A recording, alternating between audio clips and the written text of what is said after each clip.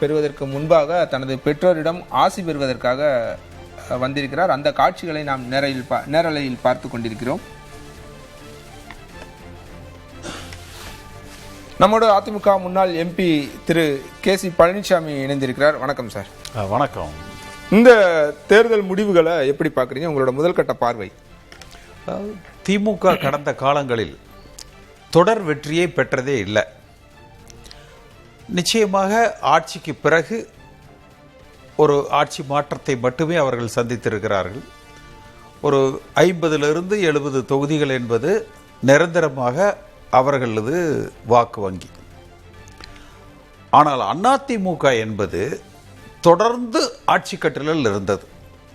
அது புரட்சித் தலைவர் எம்ஜிஆர் காலத்திலும் ஜெயலலிதா அம்மா காலத்தில் 2 முறைகளை தவிர மற்ற காலகட்டங்களில். ஆனால் வரலாற்றில் இல்லாத வகையில் தொடர்ந்து 2 முறை ஆட்சி அமைக்கிற அந்த வாய்ப்பை அதிமுக இழந்திருக்கிறது.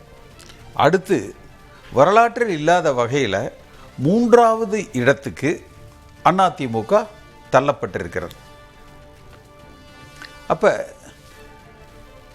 எதிர்க்கட்சியாக சிறப்பாக செயல்பட்டு இருந்தால், எதிர்க்கட்சி அரசியலை சரியாக முன் எடுத்திருந்தால், திமுகவுக்கு மாற்று அதிமுக என்கிற அந்த இருதுருவ அரசியலில் அதிமுக தன்னை நிலைநிறுத்தி இருக்கலாம். இதுபோல திரு ரஜினிகாந்த் அவர்களும் ஜெயலலிதா அம்மா காலத்தில் அரசியல் பிரவேசத்துக்கு வந்தார். எடப்பாடி பழனிசாமி அவர்கள் காலத்திலேயே கூட ரஜினிகாந்த் அவர்கள் ஒரு முயற்சி செய்தார். ஆனால் அப்பொழுதெல்லாம் அதிமுக ஒற்றுமையோடு பலமாக இருந்த காரணத்தினால அதற்கு உண்டான அந்த ஸ்பேஸ் அவர்களுக்கு இல்லை. ஆனால் தற்பொழுது எடப்பாடி பழனிசாமி என்பவர் தன்னை ஒரு தன்னிகரற்ற தலைவராக அவரை உயர்த்தி கொண்டார். மக்கள் மத்தியிலேயோ அதிமுக தொண்டர்கள் மத்தியிலேயோ அது உயரலை. அப்போ இதெல்லாம் மக்கள் மன்றத்தில் வாக்காளர்கள் மத்தியில் அதிமுக தொண்டர்கள் மத்தியில் திமுகவுக்கு மாற்று அதிமுக இல்லை. திரு எடப்பாடி பழனிசாமிக்கும் திரு ஸ்டாலின் அவர்களுக்கும் ஏதோ ஒரு மறைமுக ஒப்பந்தம் இருக்கிறது. அப்படி நினைக்கிற காரணம் என்னன்னா, இதே திரு ஸ்டாலின் அவர்கள் கரப்ஷன் கலெக்ஷன் கமிஷன் சென்ற தேர்தலில் முன்னெடுத்தார். ஆனால் இந்த தேர்தலில் அவர் அதை பேசலை. எடப்பாடி பழனிசாமியும் பெரிய அளவில் அதை பேசலை. ஆனால் இந்த 5 ஆண்டு காலத்தில் திமுகவில் மிக அதிகமான அந்த கரப்ஷன் கலெக்ஷன் கமிஷன் இருந்தது. அடுத்து சட்டம் ஒழுங்கு மிக அதிகமாக பாதிக்கப்பட்டது. இல்லை, அவங்க பரப்புரையில் திரு எடப்பாடி பழனிசாமி நிறைய சட்டம் ஒழுங்கு விஷயங்களை கடைசியாக.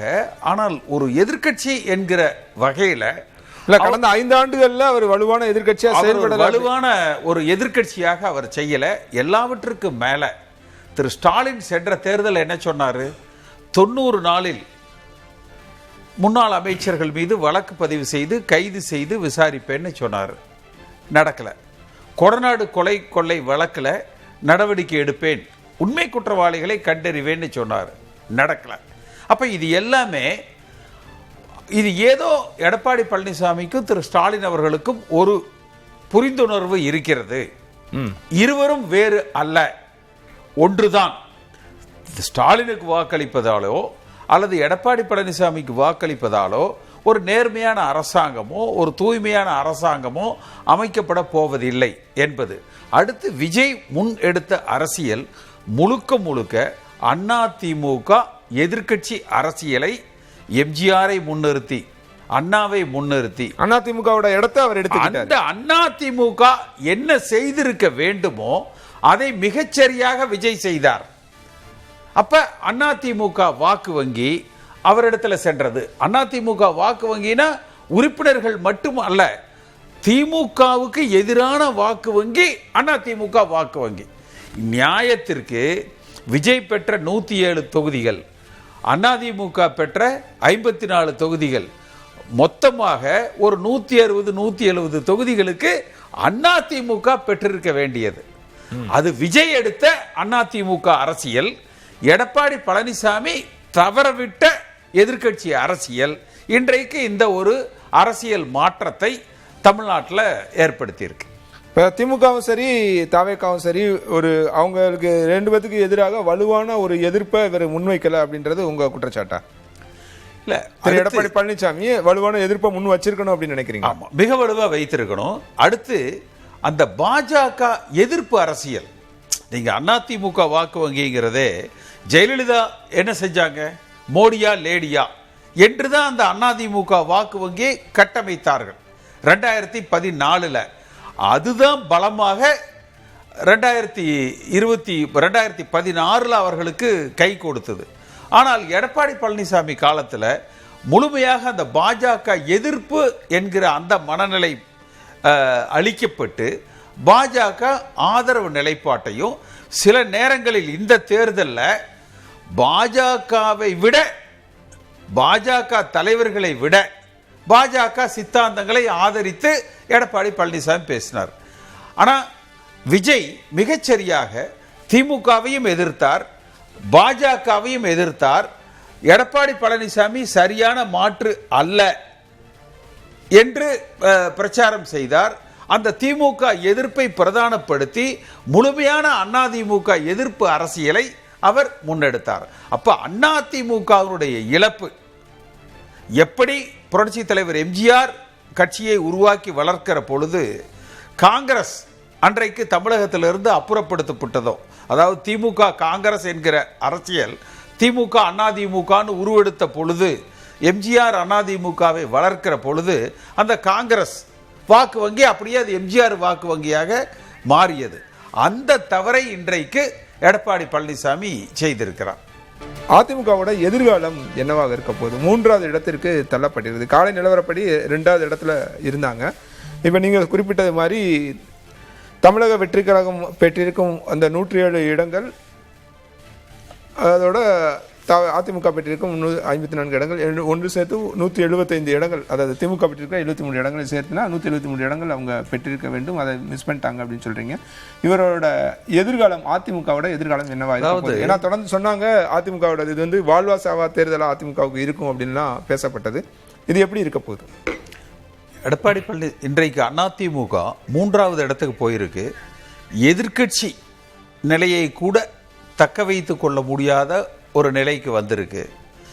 இனி தமிழ்நாட்டு அரசியல் சட்டமன்றத்திலும் சரி, அரசியல் களத்திலும் சரி, விஜய் வெர்சஸ் உதயநிதி என்கிற அளவில் மட்டுமே அது கட்டமைக்கப்பட்டு பயணிக்கும். திமுக தோல்வி பெற்றிருந்தாலும் கூட ஒரு சித்தாந்த ரீதியில் வலுவான கட்டமைப்பை கொண்ட ஒரு கட்சி. ஆனால் அதிமுக ஒரு தொண்டர்கள் பலத்தால் மட்டுமே வலுவோடு வெற்றியை பெற்ற ஒரு கட்சி. அந்த தொண்டர்கள் நம்பிக்கையை பெறணும். இந்த முறை தோற்றதுக்கு இன்னொரு காரணம், அந்த தொண்டர்களால் தலைமை என்பதை மாற்றி தன்னுடைய பண பலத்தால் கட்சியினுடைய அந்த பொதுக்குழுவால் அவர்களை விலைக்கு வாங்கி அந்த பதவியை எடப்பாடி பழனிசாமி அடைந்தார். இதெல்லாம் மக்கள் மன்றத்தில் அவர்கள் ஏற்றுக்கொள்ளலை, தொண்டர்கள் அதை பெரிய அளவில் ஏற்றுக்கொள்ளலை. அப்போ தொண்டர்களுக்கு முக்கியத்துவம் கொடுத்து ஒரு தலைமை மாற்றம் நிச்சயமாக ஒரு விஷயம் என்னை பொறுத்த வரைக்கும் நான் உறுதியாக நம்புகிறேன். எடப்பாடி பழனிசாமி அவர்கள் தலைமையில் அதிமுக இனிமேல் வெற்றி பெற்று ஆட்சி அமைப்பது என்பது நெக்ஸ்ட் டு இம்பாசிபிள், நடக்காது, எந்த காலத்திலையும் நடக்காது. அப்போ ஒரு தலைமை மாற்றம் தேவை. சாதிக்கும் மதத்துக்கும் அப்பாற்பட்ட கட்சி அதிமுக.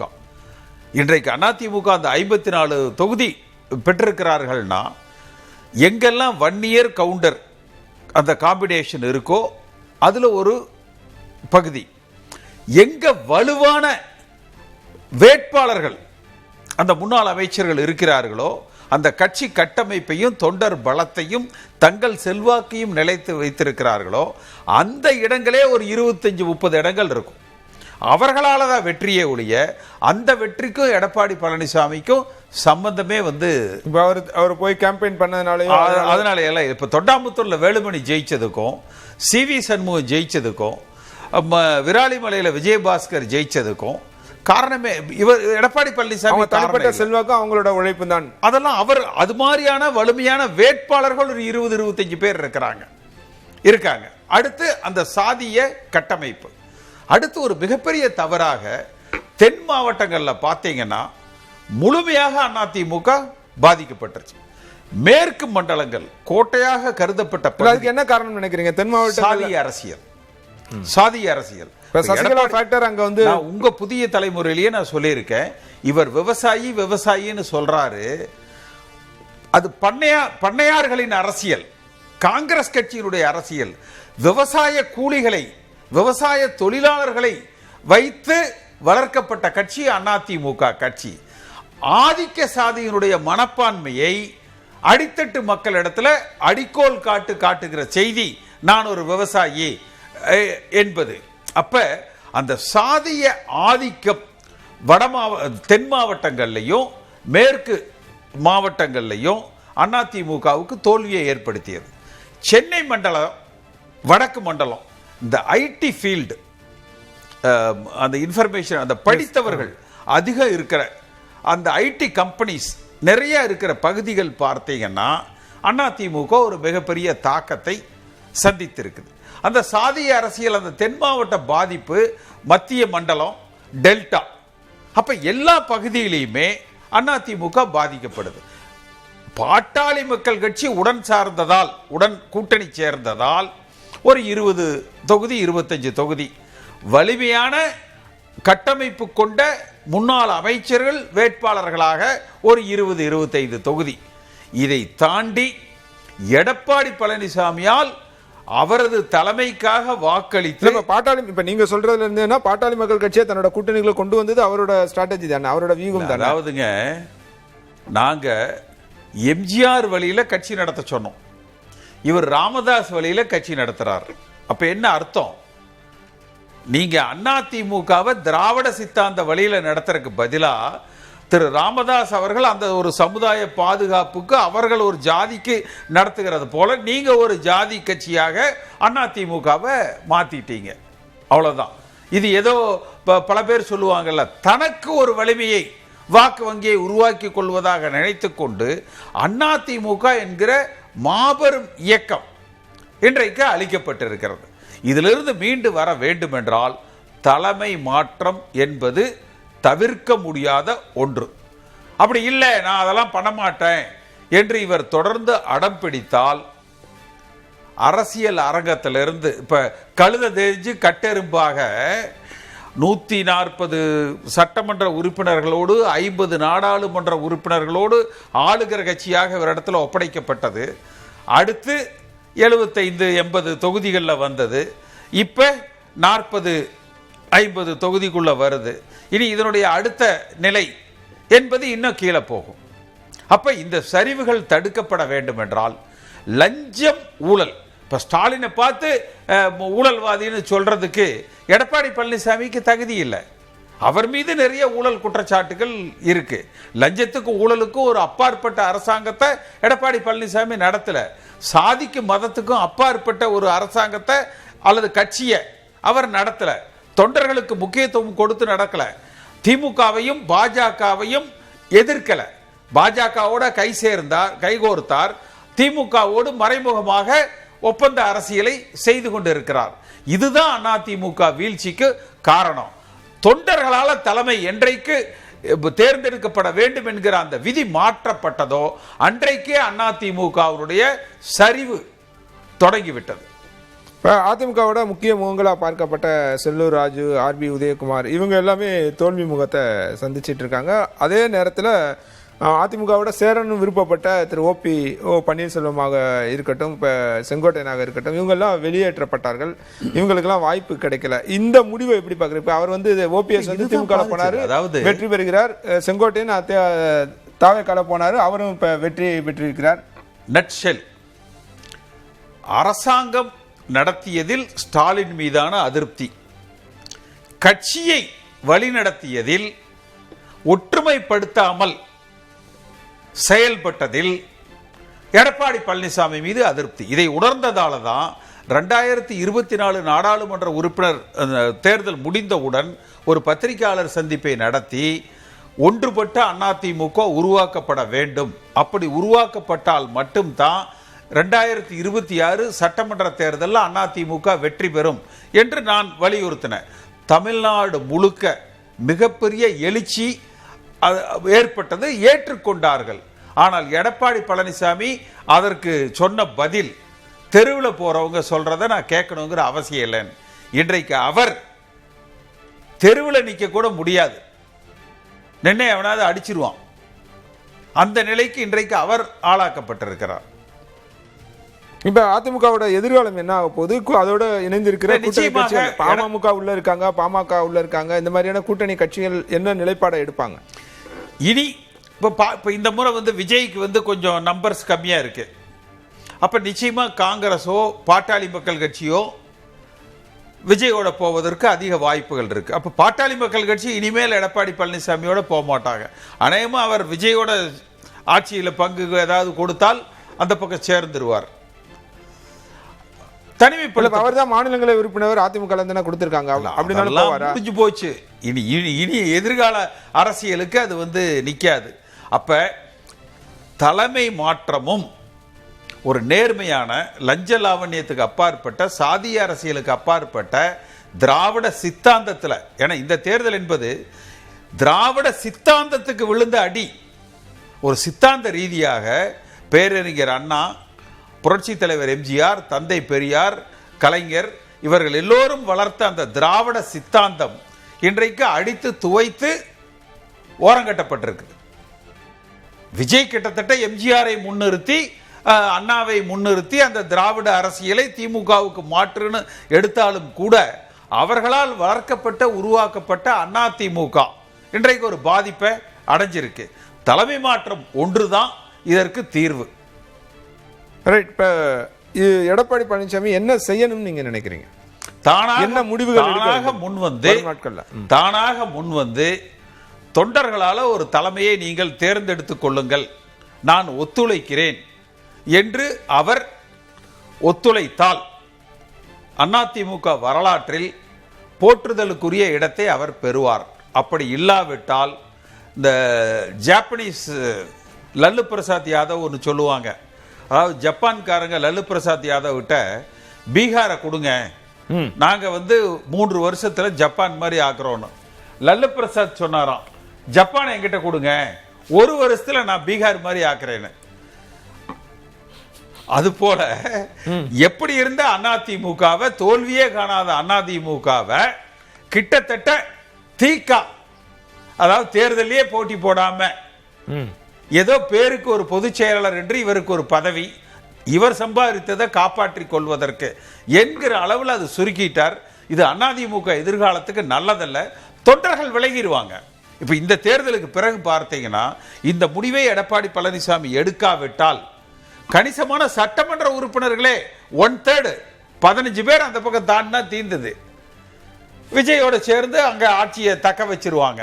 தொண்டர்களே இல்ல அதுக்கான சாத்தியக்கூறு இருக்கா? ஒரு இப்ப அது தொங்கு சட்டப்பேரவையா தான் இருக்கு. அதிமுக வாய்ப்பு இருக்கா? எடப்பாடி பழனிசாமி தலைமை மாற்றத்துக்கு நோக்கி பயணிக்கலைன்னா அதிமுக இருந்து ஒரு 15 பேர் அந்த பக்கம் போயிடுவாங்க. இல்ல அது தலைமை மாற்றம்ன்றது அடுத்த இலக்கு. நான் சொல்றது இப்ப தொங்கு சட்டப்பேரவை இருக்கு, 106 இடங்கள்ல தாவேகா வெற்றி பெற்றிருக்கு, முன்னிலையில இருக்காங்க, வெற்றி அடைவாங்க நம்புறோம். ஸோ 106 இடங்கள் அப்படின்னா அவங்க அந்த மெஜாரிட்டியை எடுக்கிறதுக்கு தேவையான எண்களை பெறுவதற்கு அதிமுக இருந்து எம்எல்ஏக்களை உடச்சு எடுக்கிறதுக்கான வாய்ப்பு இருக்குன்னு நினைக்கிறீங்களா? நீங்க அதிமுகவில் 1/3 எவ்வளவுங்க? ஆன்டி டிஃபெக்ஷன் லாக்கு, கட்சி மாற்றல் தடை சட்டத்தில் ஒரு 15 பேர் ஒரு முடிவு எடுத்தால் அந்த ஆட்சி நிற்கும். இதுக்கு வாய்ப்பு உறுதியா இல்லை என்று நம்ம சொல்ல முடியாது. அடுத்து தொண்டர்கள் அப்படியே மாறிடுவாங்க. இது எல்லாமே நடந்தது அதிமுக வெல்லுகிற அப்படியான மூடு இருக்கான்னு கேட்கிறேன். அதிமுக நடக்கும்னு சொல்றேன். ஏன்னா வெல்லுகிற நிலையில் இருந்த அதிமுகவை அந்த ஓபிஎஸ் போன்றவர்களை எல்லாம் நான் கட்சியில சேர்த்த மாட்டேன், விளக்கப்பட்டவர்கள் தான். அது செங்கோட்டையின நீக்கிறது இந்த கடைசி ஒரு 4-5 மாதங்கள்ல தான் தன்னை ஒரு மிகப்பெரிய தலைவராக நினைத்து கொண்டு அந்த அடாவடி அரசியல் செய்த காரணத்துல தான் இவ்வளவு பெரிய சரிவை அதிமுக சந்திச்சிருக்கு. தன்னை அவர் திருத்திக் கொள்ளாவிட்டால் அதிமுகவிலிருந்து சிலர் விலகி பொறுப்பில் இருக்கிறவங்க, இப்ப சட்டமன்ற உறுப்பினர்களாக தேர்ந்தெடுக்கப்பட்டவர்கள், கட்சியினுடைய அடிமட்ட உறுப்பினர்கள் தாவேகால சேருவதற்கு வாய்ப்புகள் இருக்கு. அதிமுக பாதுகாக்கப்பட வேண்டும் என்றால் எடப்பாடி பழனிசாமி தன் தலைமையை விட்டு தொண்டர்களால் ஒரு தலைமை தேர்ந்தெடுக்கப்படணும். இப்போ இந்த விஜய் எழுச்சியை 2 திராவிட கட்சிகளுமே கணிக்க தவறிட்டாங்களா? திமுகவும் சரி அதிமுகவும் சரி, இவ்வளவு பெரிய இடத்துக்கு இவ்வளவு பெரிய இடங்களை அவர் கைப்பற்றுவாரு, கிட்டத்தட்ட ஆட்சியை பிடிக்கிற இடத்துக்கு வருவாரு அப்படின்றத கணிக்க தவறிட்டாங்களா? ரொம்ப அண்டர் எஸ்டிமேட் பண்ணிட்டாங்கன்னு புரிஞ்சுக்கிறதா? இல்லை, நிச்சயமாக. அதாவது இது விஜயனுடைய பலத்தில் இதை பெற்றுவிட்டார் என்பது ஒரு பார்வை. இன்னொரு பார்வை, அதிமுக பலகீனமானதால் திமுகவுக்கு மாற்றாக விஜய் பார்க்கப்பட்டு விட்டார். அதிமுக திமுகவுக்கு அந்த இடத்தை விட்டு கொடுத்துட்டார் அப்படின்னு அந்த ஸ்பேஸ் விட்டுட்டார். தன்னுடைய, அதாவது அதிமுகவினுடைய இடத்தை தக்க வைக்க இவர் தவறிவிட்டார். இதை ரஜினிகாந்த் முயற்சித்த போது ஜெயலலிதா அதை முறியடித்தார். 96 ரஜினிகாந்த், விஜய் கூட ஒரு கட்சி ஆரம்பிச்சு பிரச்சாரம் பண்ணாரு. 234 வேட்பாளர் பேரை பிரஸ்ல ரிலீஸ் கொடுத்து அவங்க வேட்புமனு தாக்கல் செஞ்சிருந்தா அவங்க எல்லாரும் ஜெயிச்சிருப்பாங்க. 234 ஜெயிச்சிருக்கும். அவ்வளவு பெரிய இது இருந்து. ஆனா அதையே ரஜினிகாந்த் செல்வாக்கை குறைத்து தன்னுடைய தவறுகளை திருத்தி 96 தோல்விக்கு பிறகு 97 ஒரு மிகப்பெரிய பிளவை அதிமுக சந்தித்ததற்கு பிறகு 2001 ஆட்சியை பிடிக்கிற அளவுக்கு 98, 99 நாடாளுமன்ற தேர்தலில் வெற்றி பெறுகிற அளவுக்கு தன் தலைமையில் அந்த கட்சியினுடைய நடவடிக்கைகள் ஏற்பட்ட சரிவுகளை ஜெயலலிதா அம்மா சரி செய்தார், கட்சியை ஒன்றுபடுத்தினார்.